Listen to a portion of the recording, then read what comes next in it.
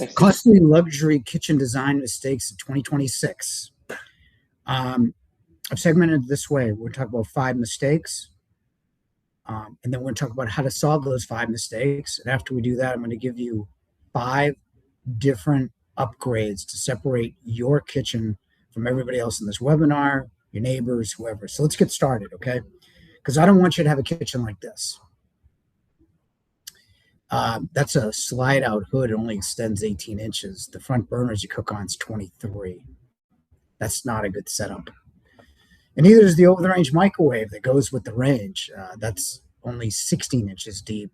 And the cafe range is 21,000 BTUs in the front at 23 inches. So that's not going to work either.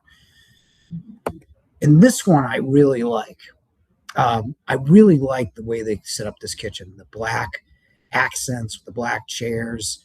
We're going to talk about how to make things unique. See the way they put the hood and this tile. This is a really well laid out kitchen, except they forgot to light it. There's no lighting in this anywhere. So as a bonus, I know we don't sell lighting anymore. We did for 93 or 103 years. So we're going to get into it. So let's talk about the mistakes.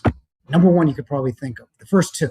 Anyway, working with the wrong builder or contractor. And I came up with this, as we all know, dealing with them as I have for 40 years, and as the company has for over 100. It is great contractors know great subs. Bad ones don't, and you pay the price. Oftentimes, a lot of people complain to me that contractor they want is 18 months before they can start, and that's for a good reason, right? This is a 1 to 3 year relationship, so act accordingly. And for that, here's 5 different tips, and I'm going to give you a bunch of different questions. We're going to mail them to you that you can ask your GC. But typically, what's your process? Who are your subs? I asked the who are your subs because you want to Google the subs after you finish talking to them. Who's your project manager? Oftentimes, you get a great GC and a bad project manager, and your project will be ground down. Project manager's got to be super organized, has to know how to deal with the trades, has to have fundamental knowledge of plumbing, electrical, roofing, tiling. He or she is the one that's going to move that forward. How do you handle punch list items after you leave, and what does your warranty look like? And again, you want to check reviews and then ask previous clients about their work. Bonus points if you've got a brownstone and you talk to people that just handle that type of architecture. Here's the questions. I did this before ChatGPT came on. I asked a bunch of builders, and I'm going to be sending these to you if you want to get into more detail with them. But getting the right person on board is very important. But getting the right person on board is not going to help if you don't understand you, not knowing what you want. Now, I turned around. I redeveloped a brownstone in 2017, and I didn't take it all that seriously. I mean, there was no interest rates to speak of, and the trades were plentiful. It was only my PM that basically brought me to the cabinet shop and then the plumbing and everything else that I got it done. That's not the case now. That if you don't decide what it is you want and act quickly, so if you miss the electrical or the plumbing, your project's going to go sideways quick. Now, here's some questions, especially for kitchen. Do you cook? Do multiple people cook? How big is your space? Do you have an island? Where are your windows? You have kids or now you're empty nesters. You always want to do your kitchens and baths first because that gives you the most lighting and most plumbing and electrical. And I'll say just personally speaking, I had to pick out a whole bunch of stuff. And I would say that, like, if you look at the tile in the back, that's very intentional, the people that picked it. But I would say if there's 2 choices, one that you really want and one that you can live with and you kind of like, that's available, that you would opt for that. Because I can tell you, 6 months after I moved in, I didn't know where I compromised. I just totally forgot. So really, it's very important for you to know what you want and do your research now and be able to make these little compromises. Poor layout choices. If you leave this webinar, plan your kitchen, and you're running around your kitchen trying to get things done, then I've done you a disservice. Now, it was easy years ago. The kitchen designers, NKBA, We all did the same thing: sink, dishwasher, cooktop. It's called the kitchen triangle, meaning you'll never move 1 foot away uh, from those three most commonly used appliances. Guy on the right is Mark Tobin. He's probably the most popular designer on the internet. And he says sink first, definitely, but then whatever you use. Um, well, what I'm going to show you later is something that kind of amalgamates both points of view. So it really speaks to the way you design a kitchen. Everybody does things a little bit differently. So I'm going to show you that a little bit. But remember, you don't want to go more than 1 or 2 feet away for the things you use the most in your kitchen. That's good kitchen design. Number three is poor ventilation. And this has become more of an issue lately. In the picture here, we don't have any ventilation. Um, and the problem with that is, as BTUs and power have gone from 8,000 from when I started to now, you're getting burners that are routinely over 20 to 25,000 BTUs. You're creating a lot more smoke and grease. But not just that, that over time, there's more energy efficient materials. So all that stuff stays in your house. Now we're talking about potentially harmful compounds, the gas emits. But even so, I mean, everyone has been in a house that smells like the last thing they cooked.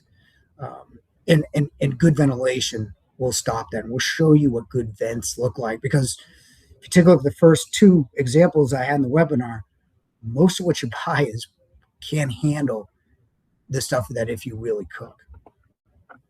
Number five, and this is when you go to buy appliances specifically, is buying the brand, ignoring everything around it. And here's some really sobering stats.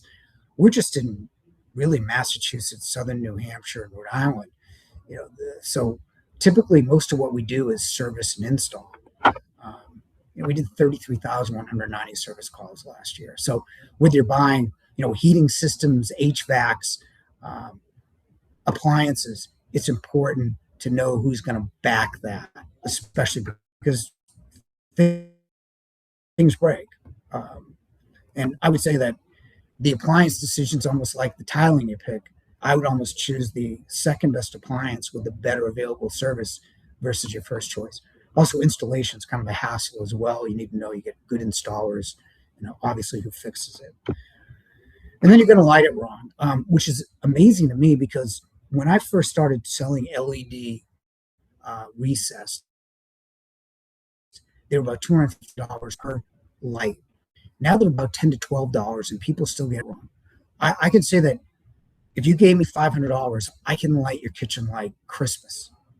It's not expensive to do, and there's a formula to do that I'll show you. Right? So those are the problems. Now we're going to solve them. Now I'm an appliance guy, and I'm telling you, start with the sink. Start with the sink because the sink's the main place you go to in your kitchen. That's the first thing. It is the central point. And the second thing is you don't have to vent a sink, right? So you could put it in an island. You might not want an entertainment sink like this galley here, but you could put it in an island. You could put it under a window the way you can't really with a stove. So it's very versatile. You can put it anywhere, and it is the central point. So start there. Now, remember these two guys with two different philosophies, right? Now, we also both said start with the sink. The other thing we want to do is cooking. Pick your cooking. What are we doing? Are we doing a range, or are we doing a wall and a cooktop, or some kind of combination of that? Because that one decision basically decides the whole flow of your kitchen. Now, I think, you put the cooktop next to your sink and dishwasher only because, I made macaroni and cheese this morning. And as you know, you got to stir the macaroni and cheese 7 to 10 minutes, depending on the burner speed, right? Versus going in the refrigerator. You don't need to do that now, right? So that's why I think you put the cooktop near the sink as the number two. But this is my kitchen, right? So there's sink, wall oven, cooktop right there. Now, it's a small size kitchen. I'm going to show you some larger ones, but I was very intentional about where I put things. And this is where Mark's kind of mentality goes. I use the steam oven a lot. So I put that over the wall oven, waist at eye level. I don't have to bend. It's right in the middle of the kitchen. The microwave, which I really don't use much anymore, is on the left-hand side. Now, The next row there, that's refrigerator drawers. My daughter likes poppy soda. I like carbonated drinks. I put it there. Now, if this was a bigger island, let's just say I was chopping vegetables, I would put that next to the sink, right? So what you want to do after the cooking is put stuff that you use closer to the central point. And that's how you design the kitchen for you. Let's see how this translates in larger kitchens, right? A nice kitchen here. You get your pro stove and the sink right next to it. Pot fill is a good idea. You don't have to, well, you don't have to move 1 foot to put a pot under the faucet, but see where the refrigerator is on the right hand side. So it's not in the larger spaces in this mentality. It's not really critical to put that central, or you could put a set of drawers there. This is another, the wall ovens are another thing you don't have to put central, because you're not going in your wall oven. Typically you're putting, your turkey or something in there, for 30 to say a couple hours. You're not checking on it all the time like you would, say, stirring macaroni and cheese like I did this morning. Now, venting, this is really super simple. A good vent is about CFM. That's the amount of air that flows through the hood. We've had some questions about that. And that's really relative to how you cook. Someone that's just boiling water doesn't need a lot of CFM, maybe 400 CFM. Anything over that, like if you're stir frying or walking, you might want to go to a 900 CFM. I mean, they come in 400, 600, 800, 900. I'm sure there's 700 up to 1500 CFM. And what I always say is, this is the one area where I say you might want to bulk up a little bit, because the difference between a 6 and 900 CFM blower is a couple $100. I'd rather see you like step down in a dishwasher and get a better hood for when you burn something or you walk or something like that. The other thing is, we've had some questions on it. Venting is straight up or straight back. That's why I don't recommend downdrafts, because downdrafts have very little capture area, and you're sending that smoke and steam down, and then you're reducing the static flow further by putting an elbow in. That's why I don't like downdrafts for people that cook. Existing stuff where you have to remodel, I get it. But if you're planning a new kitchen, I think you could do much better than that. A lot of people say, if you're going to put cooking in the middle, what does a hood look like? And here's a couple good pictures. This is something we're going to talk about a little bit later, of enclosing the hood in kind of cabinets. This is an older kitchen I still think looks pretty good. Or you could just put a huge stainless steel hood over it like a restaurant and just be done with it. This is bad lighting. Now, a lot of people think this is good lighting, but typically you're going to turn this on. There's going to be 2 high wattage bulbs there. It's going to create a lot of glare in one spot, not a lot of light in others. But there's 4 elements of lighting. Now, let's say you're going downstairs to get a drink of water at midnight. You blast these things on. It would be a little bit better to just have under cabinet lighting, so you're not getting woken up by like bright lights. And here's good lighting. And there's 4 elements to it. Now, I love what they did here, which is why I showed the picture. There's stuff that's called LED tape.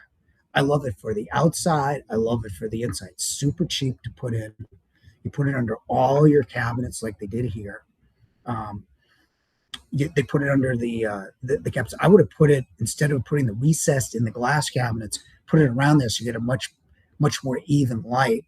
You can even put it into the cornices on top of the cabinets, right? And I like the pendants because they shine upward. That's called ambient lighting. It makes the space seem more livable, right? And I want to show you how much. I'm not the only one who likes this type of installation. There's a woman in the Newton area that you can't get, and she's a huge believer in lighting and texture. And this is what one of her rooms looks like. And I like it under stairs and everything else. But this is how you light a room, right? Task. Now, the first kitchen I showed you, which had no lighting, was a beautiful kitchen. All you need to do is put some recessed, add a couple decorative pieces that maybe show up the ceiling so you get some ambient lighting, put some under counter, make a separate switch so it's a nice accent in the middle of the night. And that's what you do. That's how you light a kitchen. Now, aim for 2,700 to 3,000 degrees Kelvin. That mirrors an incandescent light bulb, so you get a nice yellow light. And don't put the lights behind you, especially in the bathroom, because you create shadowing. And undercounter lighting, as I said, is the bonus within the bonus. And remember, I don't sell this stuff, but if you go in house and everything, nobody's lighting it properly, and it's so inexpensive to do, and it'll highlight all the other good work you're talking about. We've been talking about. Right. So if that's all you took today, you're picking the right people, the right configuration for the way you cook, you understand how to vent, get an idea of how to vet people and who to buy it from. You're way ahead of the game. Now let's talk about some advanced stuff. Let's talk about some upgrade moves that'll separate your kitchen from everybody else's without going crazy. First thing, skip the double oven. You don't use it except for maybe one day a year. Now, I would consider a steam oven. I have one because a steam oven, will give you way better texture. We have our chef on the call who can speak better to that, but I use it every day. Something that's steam, especially steaming leftovers, it tastes better than when you originally got them. Well, if you want a speed ovens, microwave, and convection, if you use them in combination, it'll save half the time. Much easier, no preheat. I mean, I hate this picture. They didn't even put a counter depth fridge in. Now you see the sides. It seems like they just randomly threw stuff in a wall. Now, take a look at mine. Now, forget about all the stuff I took down a couple of years ago, but it looks a lot more intentional with the Wolf wall oven and the matching steam oven. By the way, we've had a lot of questions on whether you can put it next to a refrigerator. That's a refrigerator right next to it. So, and I've had this for 9 years and hadn't had a breakdown on either one of them. Now put the appliance where you actually use it. I showed you in my kitchen, but you have beverage centers, refrigerator drawers, under counter microwaves. Put them where you would use them. It's like I said before. If you chop vegetables, you might want the refrigerator drawers right next to it. You might want to put a microwave closer to the burners. You have all this point of view stuff that you can really personalize your kitchen by putting it near where it's supposed to be. Hide the hood. You get stainless steel. A lot of people go stainless steel hoods. Put a different texture. And I'm going to show you another picture of this, like where you could put your cabinets on there. Adds like another unique kind of focal point to the area, right? Like this right here. That's more of a focal point. But you could do it in wood. I've seen it in subway tile, different colors, different textures. But here's another one. Use color, right? And you couldn't do that 10 years ago. It'd be hard to do. Now you've got all sorts of lines that can do it for you. La Crenu would be the best. Blue Star would be 1,000 colors. True gives you multiple colors. Even Wolf's got black and white and a number of different trims. Cafe, Fisher Paykel. We're not just putting stainless in. We can add a color and just a drop of color. I personally like it on the range because that's kind of the center point of your kitchen. Some people do it on the refrigeration side as well. Now, where'd your eye go to in this picture? That's right, all the way on the left, you see the blue range. But just don't do blue like this, right? I used to do displays at Yale, and I once put in this. This was in the kitchen display at Yale. You'd be hanging up on the webinar, but I put a Ferrari red kitchen in with cabinets, and over time you kind of get sick of it's almost overload. Now, we never had the red cabinets, thankfully, but think of a dollop, especially in luxury. Just a little bit of color will distinguish your kitchen from everybody else's. And the other thing is rethink the way you'll buy appliances. Now, 70% of you in luxury is probably thinking some combination of Wolf, Thermador, Miele. Those are all great choices. But this particular range I'm showing you right now is very interesting. That's an induction burner on the right, two 23,000 BTU power burners, 15s in the back, then go to 100 BTU on a simmer. On the left, that's a sous vide bath that's cooking perfect internal temperature using water immersion. If you go down the oven, that's a steam oven. Really good steam oven too. On the right, that oven, if you pick what you want to cook, how you want to cook, it'll give you time, temperature, even rack position, all in one range. That's SKS. And there's a number. So which brand do you actually buy? Well, That all depends on what you use. There's a lot of really good brands out there. Obviously Sub-Zero Wolf Thermidor. True's really good commercial. Meal has got some great products. SKS is new, interesting. Blue Star with color and power. Aga even. Um, and here's what they're best at. I'm going to send this all to you, but there's no one best. If you're talking ultra luxury, the new Gaggenau is just amazing looking. La Cornue, Sub-Zero Wolf, obviously True. But there's some worthy contenders out there. SKS, Miele, Blue Star, even the new Monogram is a really good product at a lower price. In the way they put the brass accents, it's really very interesting. So remember the three things. Remember, you vet the builder, vet yourself, be decisive. You know how to lay things out accordingly to you, and just remember that ventilation and lighting do matter. So we have a new free guide, I'm told. You can get this in all one space. And our next webinar, I'm going to do turnaround next week.